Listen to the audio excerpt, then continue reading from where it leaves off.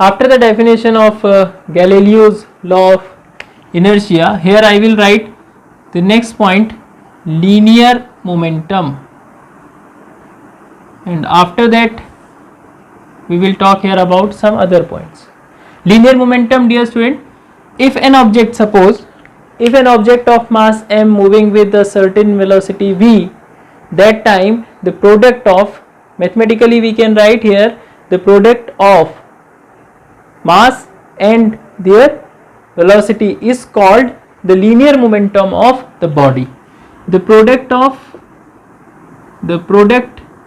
of mass and velocity of a moving object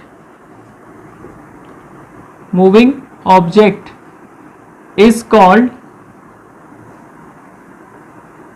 linear momentum. Now see student, here it is noted by P and it is the product of mass and velocity, which is equals to linear momentum, mass into velocity denoted by P m into v, and if you want to write the SI unit of this, it is kilogram meter per second is the SI unit. And if you want to know the dimension formula of this, you can write mLT minus 1, mass dimension formula m, velocity LT minus 1. So this is the dimension formula for linear momentum.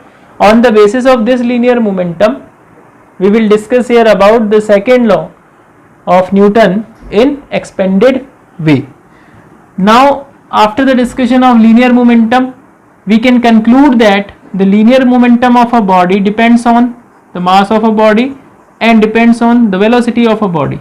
Point clear? If suppose an object, if we are comparing two objects of mass m1 and m2 moving with same velocity v1 and v2, then the momentum of first m1 into v and second m2 into v, and we can see that the object which has heavier mass have large momentum as compared to the object which have smaller mass, because m1 is greater than m2 in my condition. So we can say that m1 into v will also greater than m2 into v by operating v both side. So we conclude that finally p1 is greater than p2 if I consider here m1 greater than m2. If suppose I consider m2 greater than m1, that time the condition will be reverse. So this is the value of linear momentum, and after that we talk here about the change in momentum. What is the meaning of change in momentum?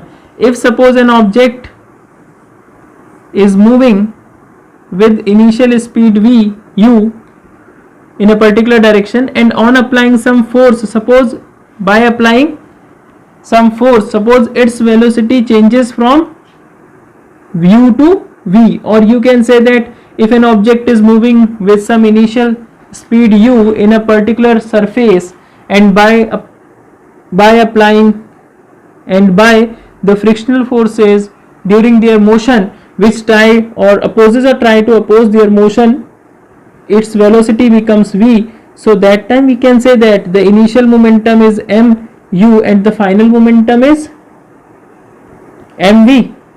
If you want to see here the change in momentum in this condition, it will be p1 minus p2, that's 1. It is noted by delta p. This is a change in momentum. When we use the term rate of change in momentum, it is very helpful. Rate of change in momentum, linear momentum. So rate means we will divide that value by time. So rate of change in momentum is noted by change in momentum upon time interval. This value is called rate of change in momentum. And if suppose we are talking this value at an instant of time which is delta t tends to 0, that time the rate of change in momentum is transformed in this way. See here, limit delta t tends to 0. The all things I have been explained in mathematical tools, limits and derivative. So delta P over delta T can be written as dP over dt. This relation will be helpful for you when you will prove the second law of motion. Point clear? So these are some basic fundamental points on behalf of linear momentum. So after that we talk here about the Newton's law of motion. Now we will discuss here about the next point, Newton's laws of motion. Student listen carefully, Newton's की equation और motion के जो laws हैं, ठीक है, उसमें थोड़ा सा डिफरेंस है, ध्यान रखना, कंफ्यूज मत होना. Equation of Newton's equation of motion u plus a t s equals to u t plus half a t square and v square equal to u square plus 2as, ये था. But Newton का जो first यहाँ पे अब laws होंगे वो क्या है, मैं ओरली आपको फटाफट बता देता हूँ. फर्स्ट लॉ है laws of inertia. Law of inertia को रिप्रेजेंट करेगा और law of force, law of inertia को रिप्रेजेंट करता है. इनर्शिया की सेम टाइप की डेफिनेशन आपको मिलेगी. लॉ ऑफ इनर्शिया को रिप्रेजेंट करेगा, डिफाइन करेगा, एंड फोर्स को डिफाइन करता है फर्स्ट लॉ. सेकेंड लॉ आपके पास क्या है कि F is equals to ma, इसकी अभी डेफिनेशन हम लिखेंगे. एंड थर्ड लॉ है action reaction. Action reaction. So हम इनको वन बाय वन डिस्कस करते हैं. फर्स्ट पॉइंट हमारे पास है first law. Newton's first law state that if an object is at rest और in motion it remain in their state of rest और motion unless an external force is will act on that object to change their state of rest or motion. So we can say that an object remains in its state either rest or motion unless an external force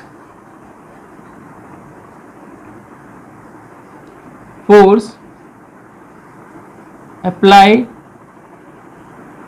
on it to change their state.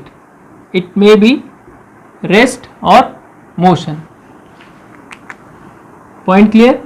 This is our first law, and according to this first law we conclude that it is defining about the force and law of inertia.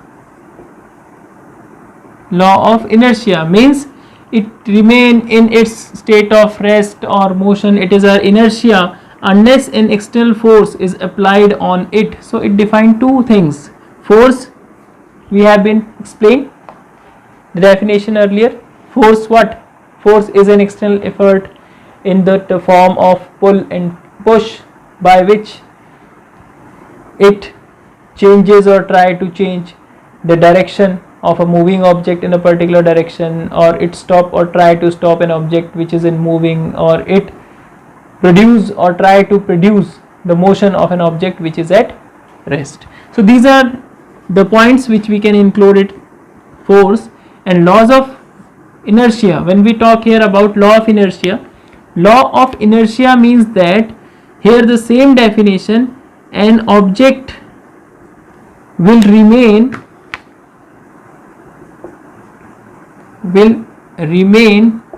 in its initial state. Here we have three state, which is rest, motion and for direction also. We have three type of inertia: inertia of rest, inertia of motion and inertia of direction. And for that we can define one by one the definition, but first the definition is an object will remain in its initial state until and unless an external force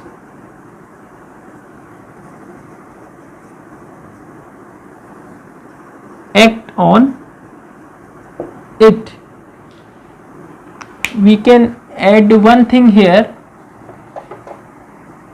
acts on it.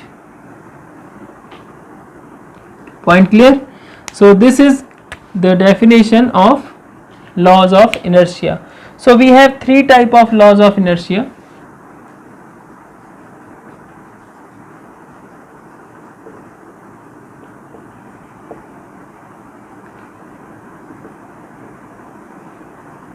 Inertia. First, inertia of rest. Second, inertia of motion. Third, inertia of direction.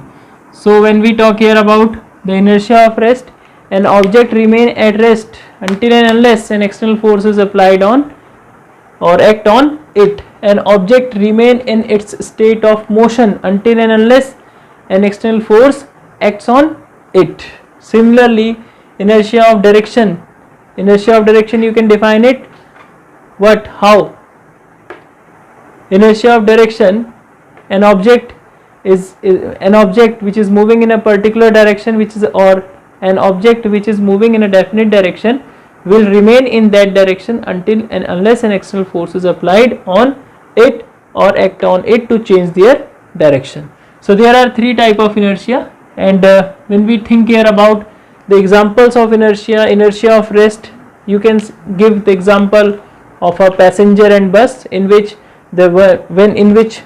initially when the bus is at rest and suddenly the bus starts, that time the passenger who is sitting inside the bus feel a force in backward direction. This is due to inertia of rest. And similarly, when the brake applied on a moving bus, instantly that time the passenger who is sitting in the bus feel a force in forward direction, which is due to inertia of motion. And here the inertia of direction, you can see the example of inertia of direction is that in hilly area, when the bus or car take U-turn, sharp U-turn, that time the passenger who is sitting in that bus or in that car, suppose here we are taking example of bus, the passenger who are sitting inside it feel a force in opposite direction of the turn, means toward the window side. If the turn is away from the window side, means that suppose if the turn is toward the left hand side of the passenger, that time it experience the force because of inertia of direction in right side. This happens under the case of laws of inertia. For case of inertia of rest, जब बस आपके पास station में खड़ी हुई है और उसमें passenger बैठे हुए हैं, तो उस कंडीशन में दोनों bus and passenger both are at rest, but initially when suddenly the bus starts, जब आपके पास बस स्टार्ट होती है और चलना शुरू करती है, तो उस केस में एक हल्का सा फील होता है, एक जर्क, ठीक है, in backward direction to the upper part of the body of the passenger who is sitting inside the bus. Why? Because the lower part of the body of the passenger is in contact with the bus, so that when the bus comes from rest to motion state, that time the lower part of the body will also come from rest to motion state along with bus, but the upper part which is disconnected, or you can say that which is not in contact with the bus body or bus surface without belt, when we are taking the example, we did not wear the belt that time, the upper part of the body feel a force in backward direction because the upper part of the body is remain in the initial state which is at rest. That's why when the bus start motion, the upper part of body feel a force in backward direction. Similarly, the same condition for second case, when the bus moving with a constant speed in state highway and instantly the driver apply a brake. When the driver applies a brake, that time the bus will come at stop from their motion, but the passenger who is sitting inside the bus, whose upper part will remain in the motion state, which is called inertia of motion. It will not come at rest instantly. That time the lower part is at rest because it is again connected, or you can say contact with the bus surface, and but the upper part will remain in motion. That's why the passenger who is sitting feel a force in forward direction. But here when we talk about the third one case, when the car or bus taking U-turn in hill area, that time the passenger who is sitting inside the bus will experience a force. Suppose the bus initial direction of bus is, suppose from here the initial direction of bus is toward this direction, and if suppose at this point bus start taking a turn, when the bus take a turn in upside direction at an angle theta from the horizontal direction, the passenger who is sitting in it feel a force in that direction, and they apply a force on the wall of the bus, means toward the window side. When the bus will take this type of turn, the force will experienced by the passenger toward this time, because the upper part of the passenger is remain in its this direction. Point clear? So the passenger will experience here this type of force, and slowly we can correlate this force toward the direction of this. So this is due to inertia of motion. Point clear? After that we talk here about the second law of motion. For second law of motion, when we talk here about the second law of motion tell us about the rate of change in linear momentum. According to this, as we know that when the object is in motion, then if we want to change their momentum, then we will apply a force on it.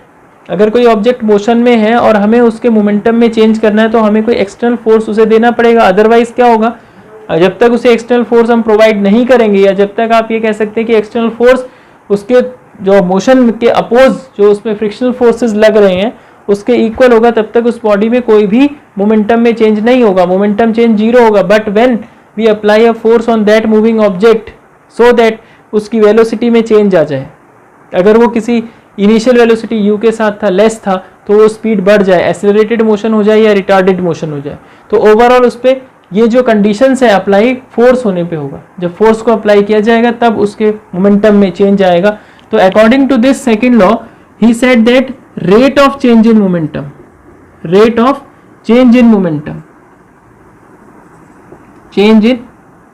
here momentum is a linear momentum because object is moving in straight line, linear momentum. तो यहाँ पे linear momentum की बात चल रही है, is directly proportional to the force or external force applied on that object, because the change in momentum will possible on that object only in one case when the external force is applied on that object.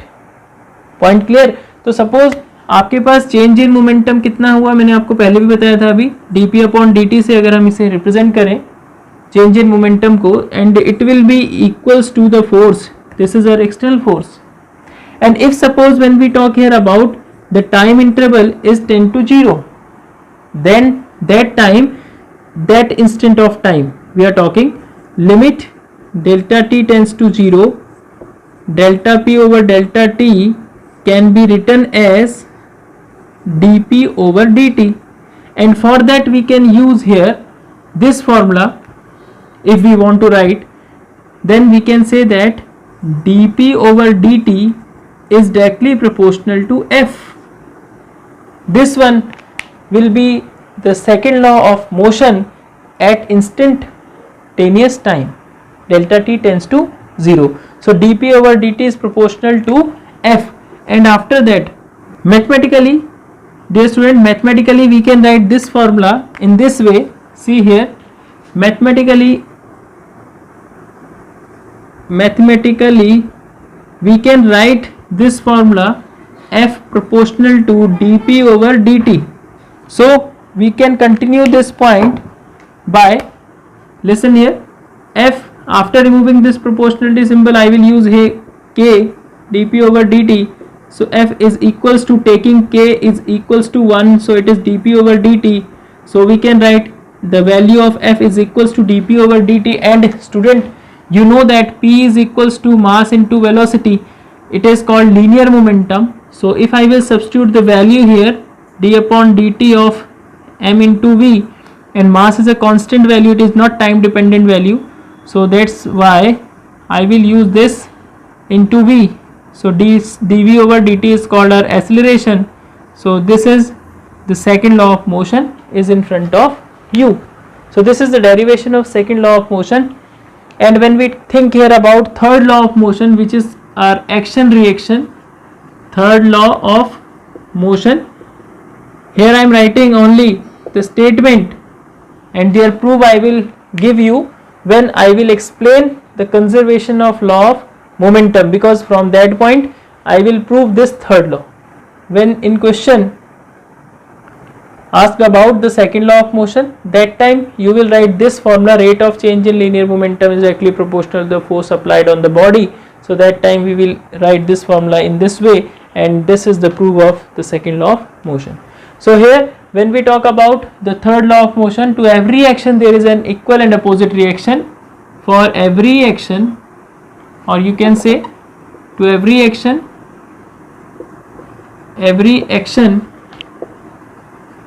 there is an equal and opposite reaction. So see student, when we write the proof of this formula, so I will give you one condition of class 9th, in which when the two objects of mass m1 m2 moving with some velocity u1 u2 initial in a particular direction or same direction, and after collision their velocity will be v1 v2, that time this condition I will take. आपको पता होगा class 9th में आपने पढ़ा था कि दो objects हैं, ठीक है, of mass m1 m2 and they are moving in the same direction with initial speed u1 u2, and after this is the time of collision, and after collision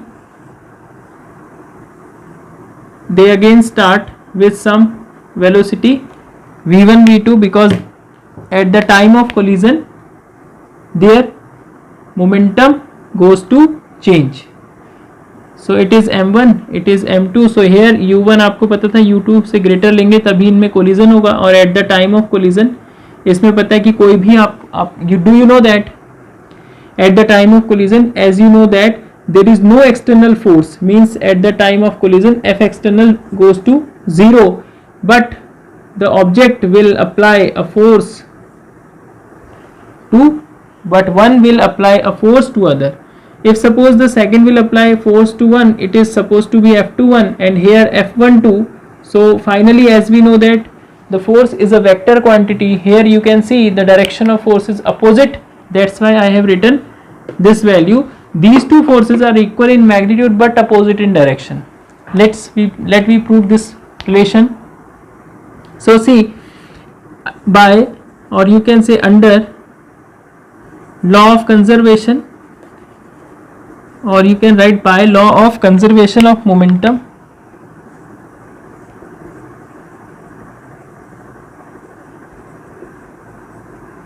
linear momentum,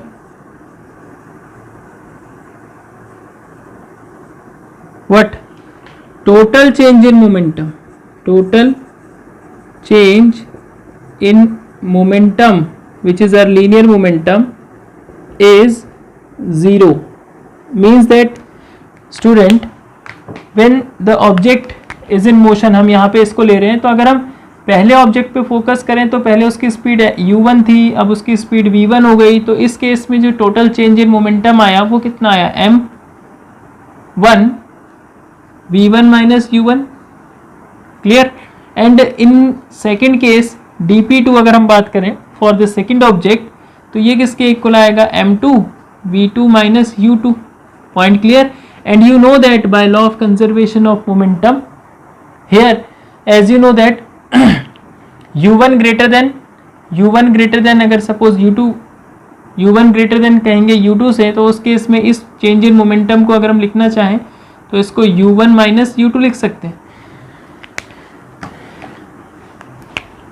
u1 minus u2 लिख सकते हैं, v2 u1 minus u1 को पहले and v1 को बाद में लिख सकते हैं, because we know that dear student m1 u1 class 9th का relation m2 u2 is equals to m1 v1 plus m2 v2। तो इस कंडीशन में अगर हम इसको डील करें, देखिएगा क्या आ रहा है, ठीक है, और इसको यहाँ पे डील करें तो m1 u1 minus v1 is equals to m2, okay, क्या होगा आपके पास v2 माइनस u2, इसकी वैल्यू इक्वल होगी। तो ये जो आपके पास as we know that u1 greater than u2 होगा तभी कोलिजन पॉसिबल है।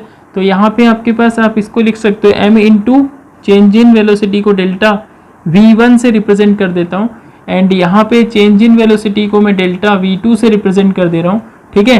तो उस कंडीशन में अगर हम इसमें देखें, यहाँ पे m1 जो डेल्टा v1 है इसको बोलेंगे हम डेल्टा p1, और यहाँ पे m2 इंटू डेल्टा p2 है v2। अगर उसको भी हमने इनिशियल माइनस फाइनल के टर्म्स में लिखना है तो आप उसमें क्या करेंगे, यहाँ पर v2 के लिए नेगेटिव साइन कॉमन लेके u2 माइनस v2 आप पहले लिख लेंगे, यहाँ पे ही ले लीजिए नेगेटिव साइन कॉमन, ठीक है। तो आप इसको लिख सकते हैं, अगर आपको ज़्यादा डिटेलिंग पे ऐसे लिखना है तो इस फॉर्मेट में आप बना लीजिए, and then you will write it is equals to delta v2 and this value is equals to delta p2, and when we write this delta p1 plus delta p2 is equals to 0, because linear momentum is a vector quantity and its direction along the direction of velocity. So we can write here, if we want to write vector form, in vector form we can write here delta p1 in this way, and delta p1 delta p2 is equal to 0, and here it is also a vector quantity velocity, so you can write this value like that also, okay. Here also you want to write in vector form. I will start the vector form from here, in vector form. So this is the value, means total change in linear momentum is 0. It means that delta p1 plus delta p2 in vector form is equal to 0. Now here if I use the second law, if I will use here dividing each term by t, because जो momentum में change हुआ है उसको हम consider कर लेते हैं कि t टाइम पे हुआ होगा, and if suppose I will use here once delta t tends to 0, that time this formula can be written as in this way, dp upon dt plus dp2 upon dt is equal to 0. And dear student, tell me one thing, अगर आपके पास first वाले object के momentum में change हुआ है in case of collision, after collision he change possible हुआ है इनके मोमेंटम में, तो अगर फर्स्ट वाले के मोमेंटम में चेंज हुआ है तो उसमें फोर्स किसने अप्लाई किया होगा मोमेंटम में चेंज कराने के लिए, by second law of Newton, second object ने।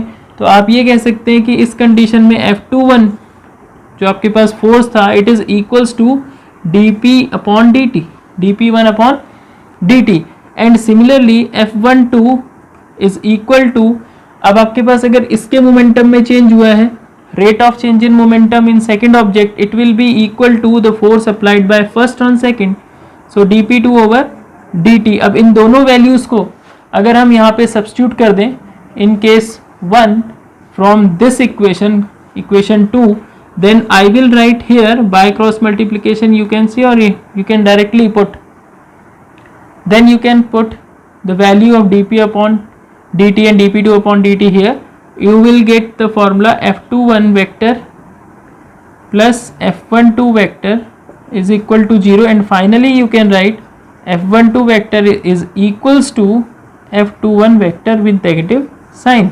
So this is the proof of third law of motion with the help of conservation of linear momentum, in which the total change in linear momentum, or you can say the net change in linear momentum, is 0. With the help of this statement I have proved the third law of motion. So in this video I explained till Newton's law of motion, and the next topic I will give you in next videos. For that, pause the video and note down.